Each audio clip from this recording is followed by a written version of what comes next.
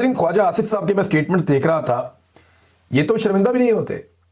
यानी इस उम्र में आके बंदा कम से कम ये कर लेता ना कि मेरी उम्र की शर्म हो जाए, यानी शर्मिंदा भी नहीं होते। बहुत अजीब किस्म की डिटाई है। वैसे शर्मिंदा तो इन्हें तब होना चाहिए था जब ये उस्मान डार से इलेक्शन हार गए थे और जनरल बाजवा से कह के इन्होंने सीट ले ली थी। शर्मिंदा तो इन्हें तब होना चाहिए था जब ये उस्मान डार की वालदा से भी हार गए थे बगैर इंतखाबी निशान के, और इनकी हार अनाउंस भी हो गई थी ऑलमोस्ट, लेकिन फिर इन्होंने एस्टेब्लिशमेंट से जाली फॉर्म 47 ले लिए थे।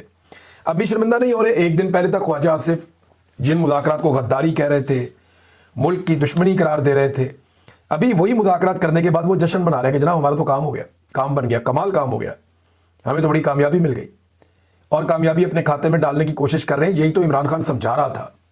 इनकी खोपड़ी में बात देर से घुसती है। इमरान खान समझा रहा था कि पाकिस्तान मुतहम्मिल नहीं हो सकता सारे फ्रंट खोलने का, लिहाजा बातचीत करो और दहशतगर्दी के मामले को हल करो। अभी भी मौका है। इमरान खान साहब ने जो बाकी बातें समझाई हुई हैं दहशतगर्दी से निपटने के लिए, उस पॉलिसी के ऊपर आप चलें।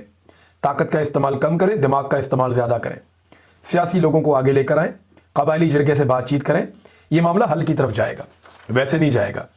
इसमें नाज़रीन पाकिस्तान को देखें, पहले तो पाकिस्तान का बिल्कुल एक नुक्ता नज़रिया अलग था ना।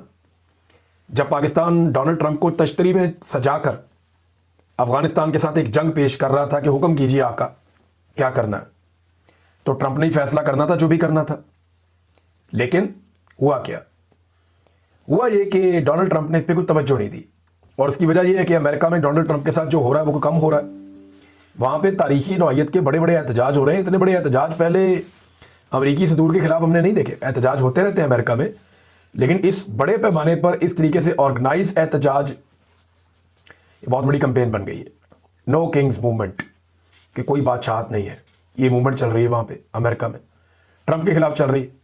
और ट्रंप ने लोगों को चिढ़ाने के लिए एक अजीबोगरीब आर्टिफिशियल इंटेलिजेंस की वीडियो लगा दी, वो लोग और चिढ़ गए। को कहा जा रहा है कि 70 लाख लोग बाहर आ गए, कुछ लोग कह रहे हैं इससे भी ज़्यादा आ गए, और बड़ी तादाद में बाहर निकल के उन्होंने झंडे गाड़ दिए एहतजाज के।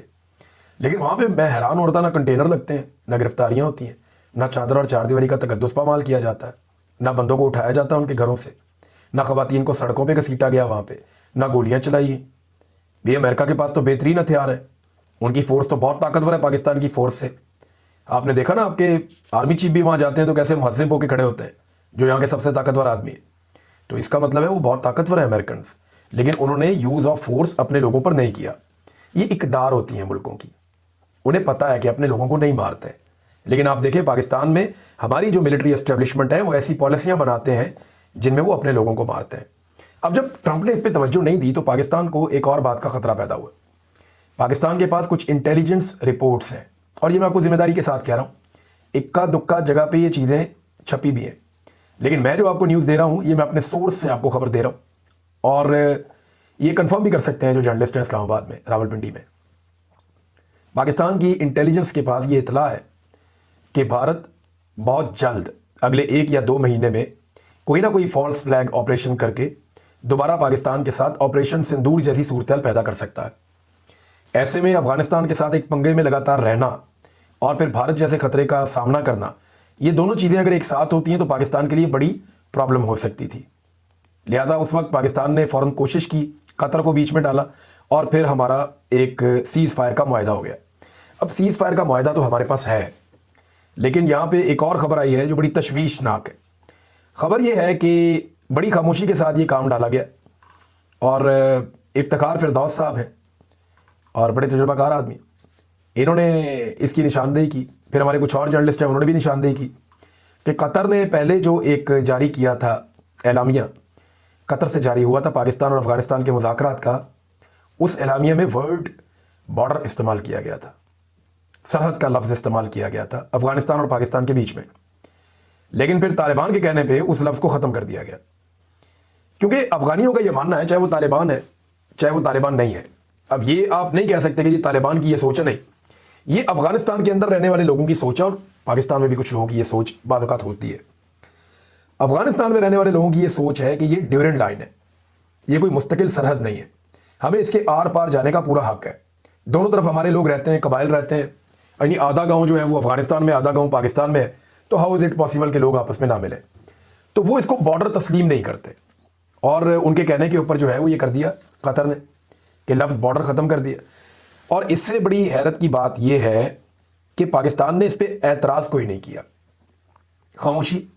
देखिए, कतर कुछ करे, यूएई कुछ करे, या सऊदी अरब कुछ करे, या डोनाल्ड ट्रंप कुछ करे, इवन अब तो कोई इसराइल भी कुछ करे, तो पाकिस्तानी हुक्मरान नहीं बोलते, ये खामोश रहते हैं। और पाकिस्तान नॉर्मली कोशिश करता है कि इनके साथ पंगा ना ले, क्योंकि हमारे जो एस्टेब्लिशमेंट है या हमारे जो हुक्मरान हैं उनके इनके साथ देरीना और बड़े अच्छे मरासिम होते हैं। ये कारोबार भी यहीं पे जाकर करते हैं, मामलात भी अपने इन्हीं के सामने हमेशा रखते हैं। एक और बहुत बड़ी डेवलपमेंट हुई नाज़रीन पाकिस्तान में, मुझे आपके साथ शेयर करनी, बहुत ज़रूरी और बड़ी डेवलपमेंट है, और मैं पूरी कौम को मुबारकबाद पेश करता हूँ कि मई में जो एक लड़ाई हुई थी ना इंडिया और पाकिस्तान की, जिसमें इंडिया के तैयारे गिर गए थे, मियाँ नवाज शरीफ को अब वो बात पता चल गई है। मियाँ नवाज शरीफ साहब ने अब स्टेटमेंट जारी किया वो मई वाले इंसिडेंट का। इंडिया और पाकिस्तान की जो जंग मई में हुई थी, जून, जुलाई, अगस्त, सितंबर, अक्टूबर, ये अक्टूबर के मिड में आके, बल्कि मिड के भी बाद, मियाँ नवाज शरीफ साहब को पता चल गया कि जनाब इंडिया और पाकिस्तान की तो लड़ाई लगी थी, और अब उन्होंने स्टेटमेंट जारी कर दिया। मियाँ साहब का स्टेटमेंट है, पाकिस्तान हमारी रेड लाइन है, पाकिस्तान की तरफ किसी को मैली आंख से देखने नहीं देंगे। क्या बात है मियाँ साहब की। मियाँ साहब आप सिर्फ 6 महीने लेट है, 5 महीने, लेकिन आपने स्टेटमेंट कमाल दिया। लेकिन अब आपको मालूम हुआ कि लड़ाई हो रही है, यानी आपको बताया नहीं किसी ने मियाँ साहब कि लड़ाई तो गुजर गई है, तो लड़ाई के बाद जो मुक्का याद है वो अपने मुंह पे मारना चाहिए। मियाँ साहब आप वही है ना जिन्होंने मोदी साहब को अपने घर शादी पे बुला लिया बगैर वीज़े के, बाकी लोगों के साथ बहुत सारे लोग और भी आ गए थे। आप वही है ना जिनकी दिलचस्पी कश्मीरी क़यादत से मिलने से ज़्यादा भारतीय कारोबारी हजरात से मिलने में रहती है। मियाँ साहब आप वही है ना जो साड़ियाँ और आमों के तोहफे भिजवाते हैं और वो वहाँ से आपको इल्ज़ामात भिजवाते हैं, वही है ना मियाँ साहब आप। तो आप ये बात कैसे कह सकते हैं? हमला तो हमारे ऊपर नरेंद्र मोदी ने किया था ऑपरेशन सिंदूर, और अनाउंस करके किया था। उस वक्त आप बोले नहीं, एक लफ्ज़ नहीं बोले, और जब लड़ाई खत्म हो गई, लोग भूल भाल गए, तो मियाँ साहब का स्टेटमेंट आ गया कि मैली आंख से नहीं देखने देंगे। भाई कौन देख रहा है मैली आंख से? अफगान हुकूमत के साथ आपके मुज़ाकरात हो गए, अब तो कोई नहीं देख रहा। इंडिया ने आपको जब मैली आंख से देखा था तो आपका ट्विटर बिल्कुल खामोश रहा, और कई महीने तक खामोश रहा, और अब जाके मियाँ साहब का लगता है ट्विटर स्लो है, या मियाँ साहब का अपना ही कोई सिस्टम स्लो है कि मियाँ साहब को महीने लग जाते हैं बात को समझने में। जब पाकिस्तान वापस आने का वक्त था मियाँ साहब आए नहीं, और जब सब कुछ हाथ से निकल गया तो मियाँ साहब पाकिस्तान आ गए। फिर मियाँ साहब वज़ीर आज़म बन नहीं सके, उस बात का भी उन्हें बहुत दुख है, बड़ी तकलीफ है। नाज़रीन, एस्टेब्लिशमेंट को एक बड़ी मुसीबत और पड़ी हुई, ये जो सुहेल अफरीदी है ना, एक तो ये हाथ नहीं आ रहा, इसने अब जो एक्टिविटी की है ना कि जरगा बुलाएंगे, और एक बड़ा जरगा बुलाएंगे कबायली इलाकों का, सरदारों का, माहिदीन का, ये एक बहुत बड़ी एक्टिविटी होने जा रही। इससे पहले जब ये एक्टिविटी हो रही थी तो पाकिस्तान की मिलिट्री एस्टेब्लिशमेंट को इतना प्रॉब्लम हो गया था गंडापुर के दौर में कि उन्होंने बहुत प्रेशर बना लिया था। गंडापुर के साथ, तवातर के साथ मुलाकातें की गई थी। फिर हमने देखा वहाँ पे एक पुलिस का ऑपरेशन भी हुआ था जिसमें पैरामिलिट्री भी मौजूद थी, और फिर वहाँ पे कुछ लोग जो हैं वो जाँ बहक भी हो गए थे। बड़ा रोला पड़ गया था, बाद में फायर फाइटिंग के लिए गंडापुर को भेजा भी गया था। लेकिन पूरी कोशिश की गई कि एक तो जरगा कामयाब ना हो, और अगर हो जाए तो उसके मुतालबा दब जाए मुख्तलिफ खबरों के अंदर। अब दोबारा जरगा बुलाया जा रहा है, और बड़ा जरगा बुलाया जा रहा है। तो एस्टेब्लिशमेंट को खलबली मच गई, परेशानी हो गई कि ये जरगा जो है रिपोर्ट होगा पूरे पाकिस्तान में, सोशल मीडिया इसको रिपोर्ट करेगा, रोला पड़ेगा। और खैबर पख्तूनख्वा की जो हुकूमत है वो इसको खुद कर रही है, तो वो सिस्टम से भी इसको सपोर्ट लेकर देगी। लेकिन एक मेरी गुजारिश है कि खैबर पख्तूनख्वा की हुकूमत को, या पाकिस्तान तहरीक इंसाफ की जो हुकूमत है खैबर पख्तूनख्वा में, उन्हें हर लिहाज से इस जरगे की सिक्योरिटी का ख़ास ख्याल रखना होगा, और उन्हें ख़ास ख्याल रखना भी चाहिए, क्योंकि ये बहुत इंपॉर्टेंट जरगा है, और दुश्मन इसे सबोटाज करने की कोशिश कर सकता है। जो दहशतगर्द है वो इसका फ़ायदा उठाने की कोशिश कर सकते हैं, लिहाजा इसमें जो है वो कोशिश की जाए कि ऐसा कुछ ना हो। नादरीन, इसराइल ने अमली तौर पर जो जंगबंदी है वो ख़त्म कर दी। मैं आपको जब ये कह रहा हूँ तो जिम्मेदारी के साथ कह रहा हूँ, खबरें आ गई पूरी दुनिया से, खबरें आ गई हैं कि इसराइल ने मुहासरा बहाल कर लिया। इमदादी जो सरगर्मियाँ हो रही थी, जो फ़लस्तीनियों के लिए खाना आ रहा था, पानी आ रहा था, दवाइयाँ आ रही थी, इमदाद आ रही थी, वो सारा सिलसिला भी इसराइल ने रोक दिया है, और बमबारी भी शुरू कर दी है। हमास का स्टेटमेंट भी आ गया, एक इसराइली वज़ीर का स्टेटमेंट भी आ गया। वज़ीर दिफा जो है इसराइल का, उसने हमास के खिलाफ सख्त कार्रवाई का हुक्म दे डाला है। 20 मुकामात पर फ़िज़ाई हमले इसराइल ने किए हैं गुज़िश्ता 24 घंटों में, 20 मुकामात पे। और ये भी जंगबंदी है जिसके ऊपर पाकिस्तान दस्तखत करके इतरा रहा है, जिस पर रोज़ाना की बुनियाद पर हाफिज़ ताहिर अशरफी साहब कहते हैं जनाब कि ये तो फील्ड मार्शल और शहबाज शरीफ को क्रेडिट चाहता है, इनके खाते में डालते हैं। तो और ये कहते हैं जी डोनाल्ड ट्रंप को क्रेडिट चाहता है।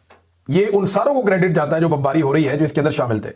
बहरहाल हमास ने क्या कहा, मेरे ख्याल में पहले वो सुन ले। हमास ने कहा कि हमने मुआहदे की मुकम्मल पाबंदी की है, कोई खिलाफ वर्जी नहीं की। काबिज इसराइल ने पहले दिन से मुआहदा तोड़ा है और आम शहरियों पर हमले किए, इमदाद रोकी है, खवातीन और बच्चों को रिहा नहीं किया, शहदा की लाशों की बेहुरमती की है, तबाही का जिम्मेदार इसराइल है। ये जनाब हमास का स्टेटमेंट है। RTE उर्दू के ऊपर ये स्टेटमेंट छपा है। अब यहाँ पे एक और स्टेटमेंट है, एक इंटरव्यू चल रहा था और ये इसराइली टेलीविजन है जिसके ऊपर ये इंटरव्यू चल रहा था, क्योंकि उसमें जो अबरानी ज़बान है वो लिखी हुई है, जो वो इसराइली बोलते हैं, और वो उसी तरह उसका रस्मुल ख़त भी अलग है। इसमें जो है ना, वो एक बिन गवीर उनका एक वजीर है, वो ये कहता है कि अब जबकि हमें यरगमाली वापस मिल गए हैं, यानी जो हमारे लोग हमास की कैद में थे, जब हमें वो सारे वापस मिल गए हैं, हमें दोबारा जंग में वापस आना चाहिए और गजा पर जहन्नुम के दरवाजे खोल देने चाहिए। ये जनाब इसराइली वजीर कह रहा है, और इसके ऊपर अभी तक ना अमेरिका की कोई मजम्मत आई, ना पाकिस्तान की कोई मजम्मत आई, और लगातार अटैक हो रहे हैं, हमले नहीं रुक रहे जो किए जा रहे हैं लगातार फ़लस्तीनियों के ऊपर। तो अब पाकिस्तान में जो ताशे बजाने वाले लोग थे वो जवाब दें ना। हाफिज ताहिर अशरफी साहब तो मस्जिद अक्सा में मिठाइयाँ बांट रहे थे। मैंने उनको बताया था कि सर, मस्जिद अक्सा में आप अपनी मर्जी से नमाज अदा नहीं कर सकते, तो आप मिठाइयाँ कैसे बांटेंगे? ये सिर्फ एक माहौल बनाया गया था अपने यरगमाली वापस लेने के लिए। इसराइल को अगर मुसलमान मुल्कों ने पाबंद ना किया और डोनाल्ड ट्रंप के ऊपर दबाव ना डाला तो ये जंगबंदी फिर ख़त्म ही समझे, बल्कि अब तो ख़त्म हो गई है। इसको अगर दोबारा शुरू करवाना है तो दबाव इन्हें डालना पड़ेगा, वरना मेरी दानिश में चीज़ें वैसे ही चलेगी जैसे पहले चल रही थी। नाज़रीन, इमरान खान की बहन नौरीन खानम ने कहा कि इमरान खान के बकौल वो जानते हैं, यानी इमरान खान ने खुद कहा कि ये मुझे कभी नहीं छोड़ेंगे क्योंकि ये मुझसे डरते हैं। उन्हें पता है इमरान खान की हुकूमत आ जाएगी या ये हुकूमत को गिरा देगा वापस आके बाहर। और ये बात सच है। यानी अगर इमरान खान साहब को कानून के मुताबिक छोड़ा जाता ना, तो पिछले साल जो वकला ने हमें कैलकुलेशन बताए थे, जो इमरान खान साहब के वकला हैं, जो न्यूट्रल वकला भी थे, जो ये केस नहीं लड़ रहे थे, वो भी ये कहते थे, जर्नलिस्ट जो इमरान खान के हक में है या उनके खिलाफ है, वो भी ये कहते थे कि 2024 में कोई बाज़ औक़ात लोग कहते थे अगस्त में, कुछ लोग कहते थे नवंबर तक इमरान खान साहब को बाहर आ जाना चाहिए, क्योंकि कानूनी तौर पे उनको जेल में रखने के जवाब खत्म हो गए। लेकिन क्योंकि मौजूदा मिलिट्री एस्टेब्लिशमेंट और हुकूमत ये समझती है कि इमरान खान इनके लिए बहुत बड़ा खतरा है, उसकी मकबूलियत इतनी ज़्यादा है कि जिस दिन वो जेल से बाहर निकलेगा, वो पाकिस्तान के अंदर उसका सिक्का चलेगा, वो निकलेगा और चीज़ों को कंट्रोल कर लेगा। फिर लोग उससे इशारा मांगेंगे करना क्या है। तो इस सूरत हाल में ये रिस्क नहीं ले सकते। ये इमरान खान को कभी नहीं छोड़ेंगे, ये इमरान खान साहब खुद भी जानते हैं। इमरान खान को छुड़वाना पड़ेगा, ये कभी नहीं छोड़ेंगे, और छुड़वाने के लिए पाकिस्तान की आवाम को रोल प्ले करना पड़ेगा। वरना अगर किसी को लगता है कि इमरान खान को वैसे ही छोड़ देंगे, तो जब तक ये मुकम्मल तबाही नहीं फेर देंगे तब तक इमरान खान को नहीं छोड़ेंगे। नाज़रीन, मोतीउल्लाह जान साहब का एक केस हुआ था, आपको याद होगा, जब 26 नवंबर को कत्लेआम हुआ था, तो कुछ सहाफ़ी इन्वेस्टिगेशंस कर रहे थे, उनमें एक मोतीउल्लाह जान भी थे। उन्हें गिरफ्तार कर लिया गया था, फिर उन्हें अगवा किया गया, फिर गिरफ्तारी डाल दी गई, तो मनशियात का मुकदमा उनके ऊपर डाल दिया। बाद में वजीर शदीर बीच में पड़े, रोला पड़ गया, राणा सनाउल्लाह ने कहा नहीं जी बड़ी ज़्यादती हुई, हम पुलिस से पूछेंगे। वो पता चला पुलिस ने चालान जमा करा दिया मोतीउल्लाह जान का। पूरे इस्लामाबाद में रोला पड़ा हुआ है, सहाफ़ी रोला डाल रहे हैं, सियासतदान रोला डाल रहे हैं।